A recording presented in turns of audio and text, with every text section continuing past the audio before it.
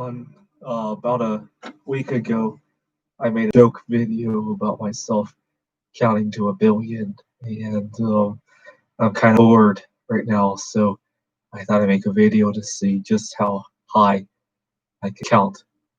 Well, ready, set, 1, 2, 3, 4, 5, 6, 7, 8, 9, 10, 11, 12, 13, 14, 15, 16, 17, 18, 19, 20, 21, 22, 23, 24, 25, 26, 27, 28, 29, 30, 31, 32, 33, 34, 35, 36, 37, 38, 39, 40, 41, 42, 43, 44, 45, 46, 47, 48, 49, 50, 51, 52, 53, 54, 55, 56, 57, 58, 59, 60, 61, 62, 63, 64, 65, 66, 67, 68, 69, 70, 71, 72, 73, 74, 75, 76, 77, 78, 79, 80, 81, 82, 83, 84, 85, 86, 87, 88, 89, 90, 91, 92, 93, 94, 95, 96, 97, 98, 99, 100.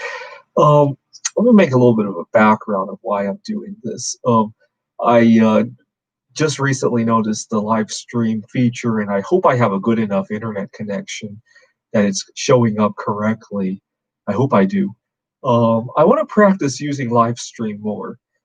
Part of the reason I love YouTube so much, and this is one habit I want to break, part of the reason I love YouTube so much compared to actually talking to people in person or over the phone, is that I get a chance to review what I'm saying, and if it turns out badly, I can re-record and nobody will ever see the first version. Oftentimes, what immediately comes up when people talk to me face to face is not something that I wish would come up.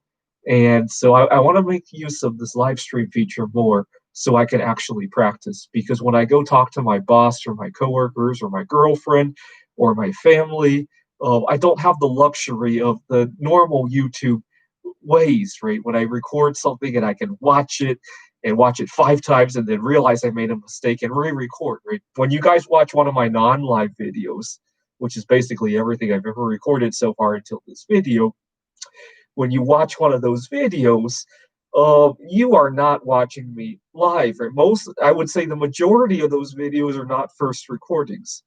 Uh, Not only that, but oftentimes I don't even record when I first come up with an idea. Right? I rehearse it 2 or 3 times, and then I record, and then I record over that. Right? And I think this is the first time I've ever hit the live stream button and tried this out, and I hope it's going to turn out correctly. Okay, I'm going to get back to counting, and then I'll come back to my stories. 101, 102, 103, 104, 105, 106, 107, 108, 109, 110, 111, 112, 113, 114, 115, 116, 117, 118, 119, 120, 121, 122, 123, 124, 125, 126, 127, 128, 129, 130. Okay, earlier this year, I I wasn't counting, but what I was doing was earlier this year, TurboTax had this commercial. The first TV commercial I ever saw in the year 2020 was TurboTax, and they were talking about how TurboTax was free, and they had this guy. What did he do? There was this big explosions, and all this guy wanted to say was free, free, free, free, free. And I made it a challenge to myself to see how many times I could stay free while holding my breath. And I think you guys watched some of those videos. I wish I had done those live stream. I didn't have as good an internet connection where I was living. And so it wasn't a live stream. And people accused me of cheating, if I remember correctly. At the time, things were very carefree. Right? I don't think we had quarantined yet. And little did we know that our tax season would be delayed at that time. And I was challenging myself. I dabble in a lot of things. So I'm challenging myself to do things. Right now, I'm dabbling with the idea of talking to 7 billion people live. Right? I don't even like talking to my boss live. I love sending him emails. And sometimes you guys don't see it, but sometimes I'll record a presentation for him and email it to him as an unlisted or private video. And I love it because I get to record, re-record, rehearse, watch, re-record. I got into a little bit of a problem one time doing this. I had called to apply for a job, and I left a message for the human resources department. But halfway through speaking that message, I realized I made a mistake and I wanted to erase and re-record. So I pressed the keypad. I think it was 0 or 1 because I'm used to phone menus like that. And unfortunately, they had a very old school answering machine and you couldn't re-record. And so not only did I say something incorrect, or at least in my mind was incorrect, now I was punching buttons over the phone trying to erase it, and I apologized, and I just started the message over as if nothing had happened. Long story short, I did not get that job. This was after COVID season had already began, a lot of competition for those low-level jobs, and I made a fool of myself. And this is why I want to go live stream on YouTube from now on, because I want to practice that life can go on even if it's live. Anyways, let's get back to counting. I'll come back to my story. 131, 132, 133, 134, 135, 136, 137, 138, 139, 140, 141. Oh, I just realized another thing I could do is I could, depending on what I'm doing, I might leave this live stream open and just share what I'm doing for the day. Of course, it will only be in my room. I don't have enough data to just carry this everywhere I go. I wish I had discovered this earlier during the quarantine when I actually was locked up in here for a good at least 23 hours a day, right? At the beginning of the quarantine. What else can I do now? I guess I could show you what I'm using to record my YouTube videos. This is Canon. This is what I normally. Right now I'm using my webcam, but this is what I normally use. But I hope to practice this more. Give me a second. Let me see what this looks like if I watch it on another machine. It says there's one person watching. I'm not sure if that's myself or if that's actually somebody else. Okay, get back to the video. But I like the idea of practicing interacting with people live. If I can do this on YouTube more, maybe I could do it in my real life more. People often get very confused when they hear that I have anxiety problems because they watch my YouTube videos and they in the back of their mind they're probably wondering why what they see on YouTube is not what they see when they talk to me in person. But what they don't realize is that on YouTube, oftentimes it's my fifth or sixth presentation of the same thing, right? I've re-recorded myself a few times, and in real life, it will never come up like that. That's why I'm hoping to practice live stream more.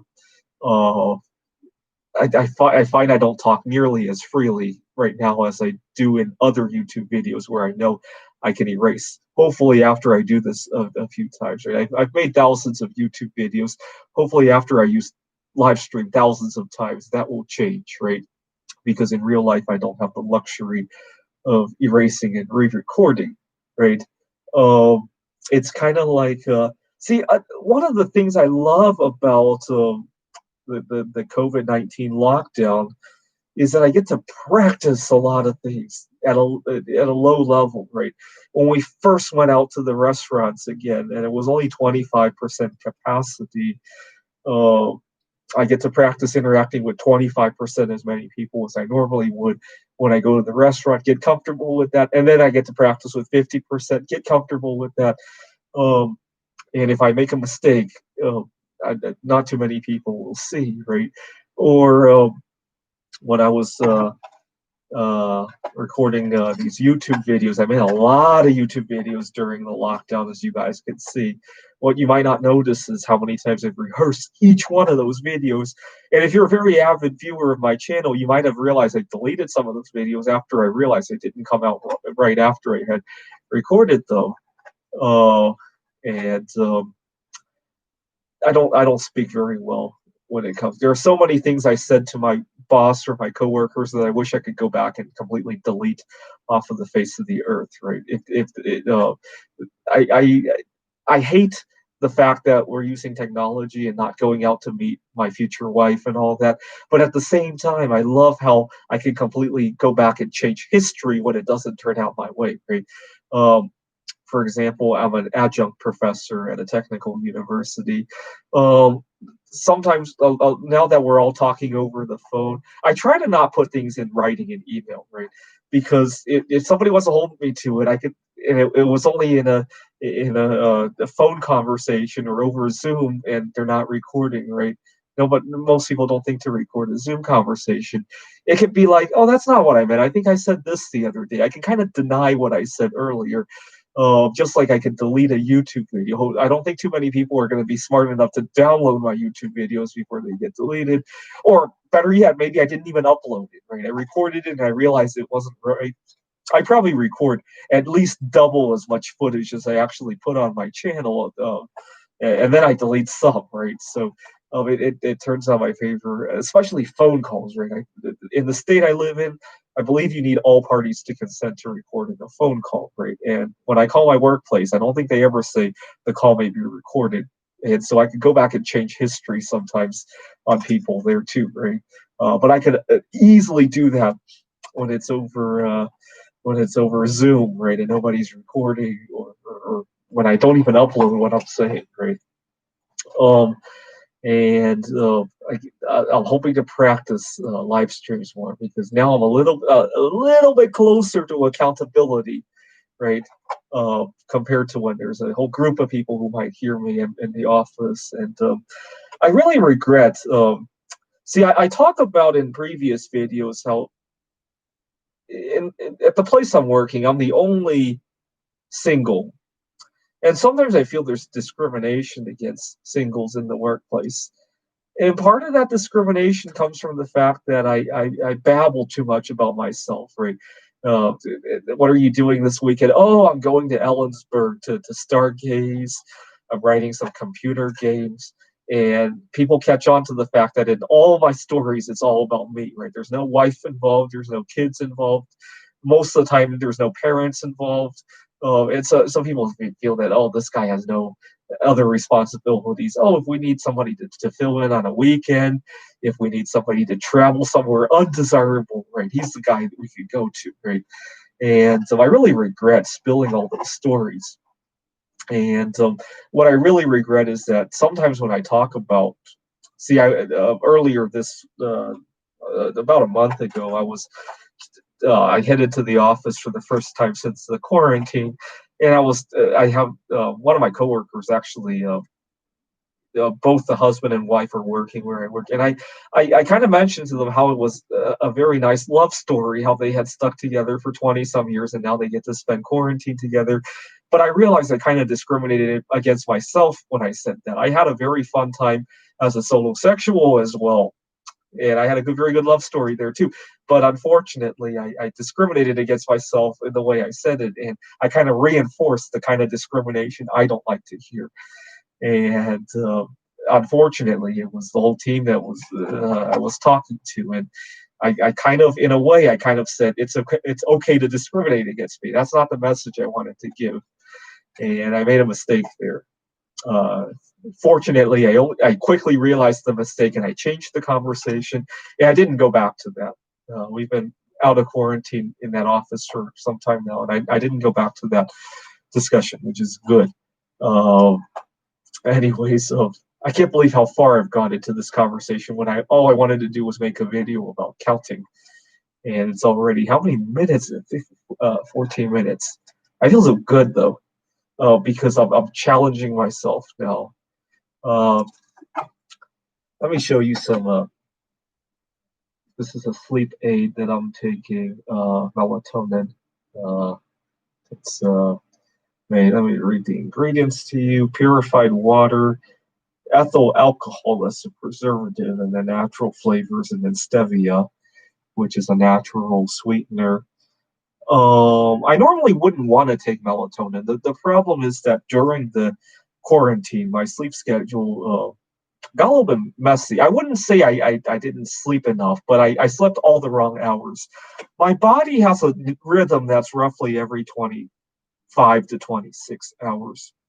What's really nice about that is I live in Seattle, and sometimes I like to visit some friends in the East Coast. My family was in Pittsburgh up until a few years ago, and then I had some professors that I like to visit in Rochester, New York. I went to school there for my PhD, and I would arrive there, and I'm going on from my point of view, I'm going on vacation. So I arrived there all jazzed up, and it's not hard for me to stay awake, even though I'm jet lagged, right? And so I might miss a night of sleep, or maybe I fly red eye, right? And I get a little bit of sleep on the airplane, but I feel okay because I'm excited about the vacation. And I go see my professors, I go see some friends in Rochester. Maybe I then drive home to Pittsburgh. Okay. And then by the end of that trip, I'm kind of dreading the end of the vacation coming to a close, right? And I'm really sad on that last day. And I fly back, and usually I'll board the plane at like lunchtime, 12 o'clock, 1 o'clock, and I'll get to Seattle at like 3, 4 p.m. Seattle time. And by the bedtime that day, right, 10, 11 o'clock at night, I'm really, really tired, right? Because it had been, if I had woke up at 7 a.m. Eastern time, right, now we're talking about 2 a.m. Eastern time, right? By the time I'm thinking about going to bed here in Seattle, right? And I'm really tired and I crash. And then the next day, uh, I'll sleep very well because I adjusted for the number of hours coming back from. So it really dampens the depression of the end of the vacation when I come back from the East Coast. Unfortunately, this whole quarantine has been travel, travel, travel, right? I sleep later and later every day, and I feel so good. The problem is now I have to return to planet Earth, right? I've been living on another planet where days were 26, 27, 28 hours, right? And now that I'm starting to get more hours in my work again, whether it be online or I have to go to the office, I got to return to Earth now, right? And so that's why I've been taking this melatonin that I showed you guys earlier. I can't believe how far I'm talking now, because I started this video with the idea that I'm going to count to 1,000,000. And so I'm really excited that I feel so comfortable talking live to you guys. I used to get very nervous. That's why I never record live. I would record a video and then erase it, and then re-record it, erase it. Then finally, I have something that I feel comfortable sharing. But anybody who's watching this is a first take, right? And I feel really good about this. What else happened during the quarantine? I've been doing intermittent fasting, as you guys have seen. One thing I really love about fasting is that I came to realize how addicted I was to eating whenever I want to eat, right? I wouldn't say I was addicted to food, but if I had a craving for whatever food, and anything tried to stop me, right? Whether it be a coworker needs my attention, whether it be the food is not available, especially during the whole COVID-19 season, right? Or whether it be, I have an event coming up, right? I'm with my girlfriend, and I really shouldn't be interrupting our time together to get the food I'm craving. Whether it be uh, something that's not right, right? Sometimes I eat, even when I was sick, right? And I really shouldn't have been stuffing myself, but I would get out of control, right? I actually recovered from COVID-19. And when I was sick and I kept wanting to go out to get my foods that I crave, I didn't realize it was COVID-19 at the time, but I probably put a lot of other people in danger. I put myself in further danger. And it just goes to show that I was hardly in control of my dietary habits.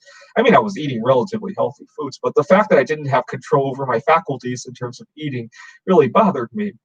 And I recently discovered, because I just recently replaced my computer. This is a Lenovo ThinkPad that I'm recording this on. My old computer had a very limited battery life. And what was really annoying is that as an adjunct professor, I love taking my computer somewhere where it's really nice and comfortable to do my lectures, especially somewhere outdoors.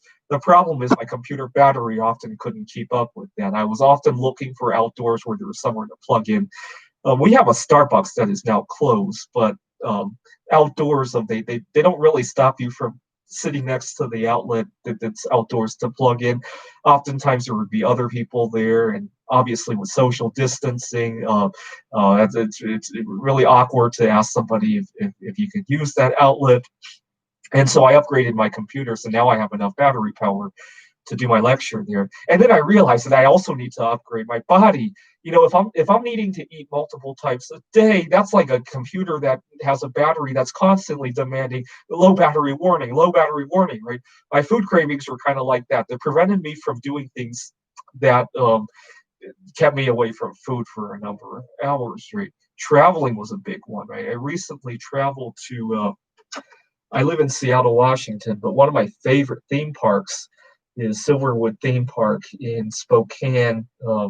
It's actually in Idaho, but it's a suburb of Spokane, Washington. And it's a 5 hour drive. And then I also love to go to the mountains in Montana. So you talk about a 5 hour drive, have a day at the theme park. You guys saw a video of me when I was driving there because it was that record a video of your day that day. And then I continued on to Montana. And, I've made that trip a number of times, but in the past, that trip would be marked by me wanting to go get foods that I was craving and not having a whole lot of freedom, right? Especially, this is the Rocky Mountain areas. Not all of the grocery stores or restaurants are open 24 like how in Seattle they were, right? Even now they're probably not anymore, right, because of COVID. But the whole trip would be marked by me thinking about when and where I could eat.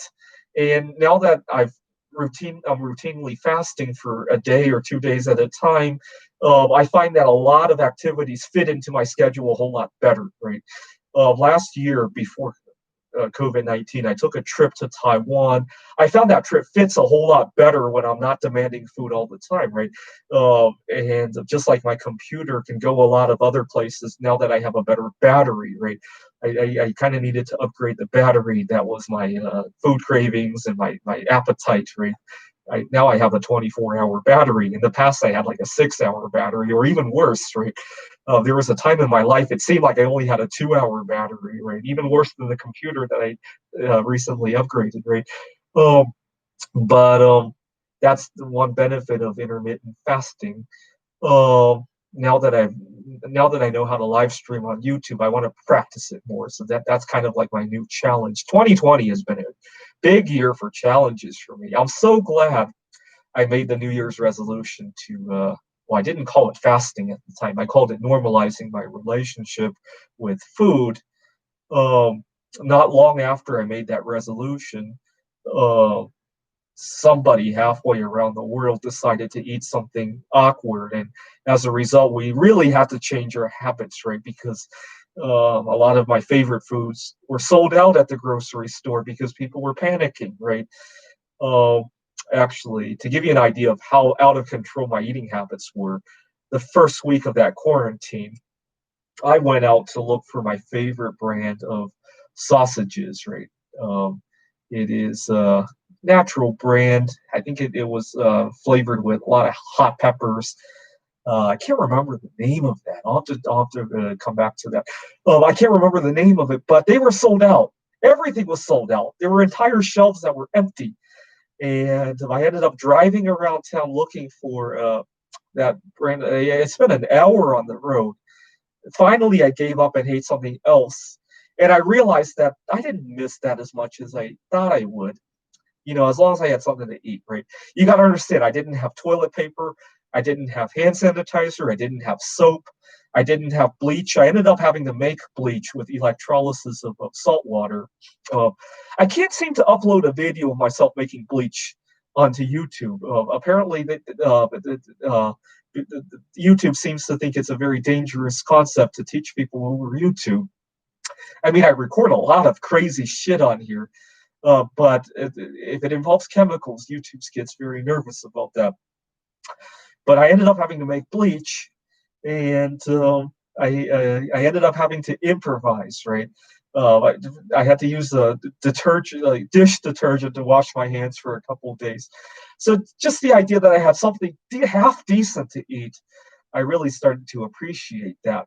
And obviously, I realized that I had to do something about my wacky eating habits before they got in the way, right? I talked about in another video how I lost a job over a food craving one time. Go watch that video. It's not a very pleasant thing for me to repeat again. But I lost a job over my out of control eataholism, right? Is what I would call it now, looking back at it, right?